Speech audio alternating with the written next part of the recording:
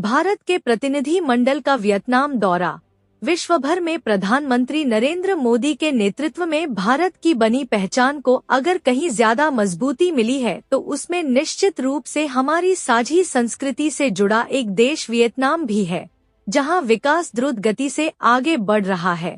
पिछले 10 साल में भारत से मिले सहयोग से इस देश ने प्रगति के एक नए पथ को प्रशस्त किया है। दक्षिण पूर्व एशिया में चीन की विस्तारवादी नीति का शिकार हमारा पड़ोसी देश वियतनाम भी रहा है। चीन से भय ही उसकी तरक्की के रास्ते में बाधा बना हुआ था, अन्यथा ऊर्जा के विशाल स्रोत और विविध खाद्य पदार्थों की बहुलता के जरिए वियतनाम काफी आगे निकल सकता था। भारत ने प्रधानमंत्री नरेंद्र मोदी की यात्रा के बाद वियतनाम को नया संबल मिला है। चीन से मिल रही आर्थिक और सामरिक चुनौती को वियतनाम काफी हद तक कमजोर करने में सफल हुआ है। भारत के साथ मिलकर वह अपनी साझी सामरिक शक्ति को लगातार बढ़ाकर अपने लिए एक सुरक्षित ढांचा तैयार कर लिया है। सबमरीन से लेकर अन्य सैन्य साजो सामान से लैस वियतनाम की सेना को भारत से लगातार प्रशिक्षण मिल रहा है।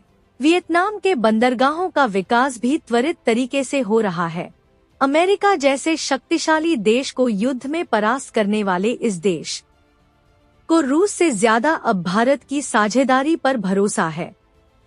वियतनाम एक कम्युनिस्ट देश है। वहां की वेशभूषा और रहन-सहन या फिर कहें कि भौगोलिक परिस्थिति के कारण जापान, साउथ कोरिया या फिर चीन जैसे देशों का प्रभाव दिखता है। इसके बावजूद आज वियतनाम भारत के साथ सहज महसूस अगर कर रहा है तो उसके पीछे हाल के दिनों में भारत की सांस्कृतिक विरासत को लेकर किया जा रहा काम है।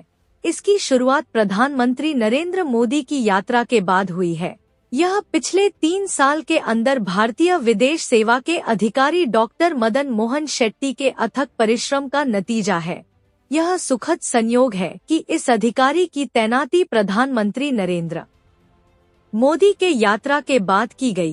कम्युनिस्ट देश होने के बावजूद यहाँ के स्थानीय शासन की दिलचस्पी भारत के साथ अपनी सांस्कृतिक साझेदारी विकसित करने में दिखाई दे रही है। पिछले 40 से 50 साल के बाद नरेंद्र मोदी के रूप में भारत के किसी प्रधानमंत्री की यात्रा से यहाँ के लोग खुशी से झूम उठे थे। विदेश मंत्री एस जयशंकर ने भी प्रधानमंत्री का अनुसरण किया और डॉक्टर मदन जैसे एक ऐसे तेजतर्रार भारतीय विदेश सेवा के अधिकारी यहाँ भेजा, जिन्होंने म्यांमार में भारत की मजबूत कूटनीति स्थापित करने बहुत बड़ी भूमिका निभाई थी। यह सुखद संयोग है कि वियतनाम की एक चोटी से भगवान शिव के 9 फीट ज्यादा ऊंचा शिवलिंग निकल रहा है तो वहाँ की सरकार हिंदू मंदिरों का अधिग्रहण कर उसका जीर्णोद्धार कर रही है। विश्व का 8वां आश्चर्य वहां के पहाड़ों की चोटी पर बुद्ध स्तूप की स्थापना है। लद्दाख के लामा ने इसे यहां स्थापित किया है। ऐसे कई और प्रकल्पों को अब और बढ़ावा मिलेगा, क्योंकि भारत से गए समिट इंडिया के एक प्रतिनिधिमंडल ने स्वयंभू शिवशंकर तीर्थ क्षेत्र और बुद्धिज्म के विस्तार को लेकर निवेश सहमति पत्र हस्ताक्षर किया।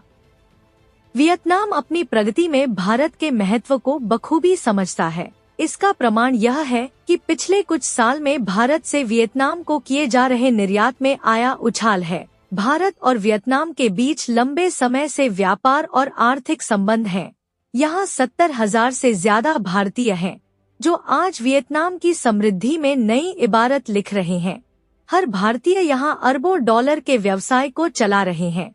भारत के उत्पादों को लेकर अगर वेयरहाउसिंग जैसी सुविधा भारत बढ़ा दे तो वियतनाम के अंदर भारतीय व्यवसायियों के व्यवसाय को बड़ा बढ़ावा मिल सकता है।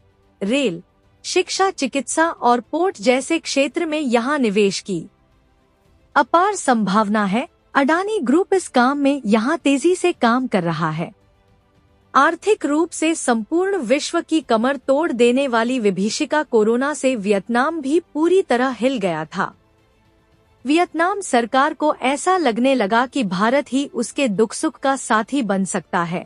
फिर consulate general doctor Madan Mohan ने वियतनाम सरकार से कई एक फैसले करवाने में सफल रहे।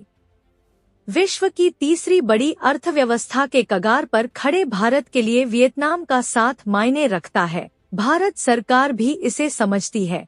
अर्थव्यवस्था को मजबूती देने की दिशा में भारत वियतनाम को स्वाभाविक साझेदार मानता है।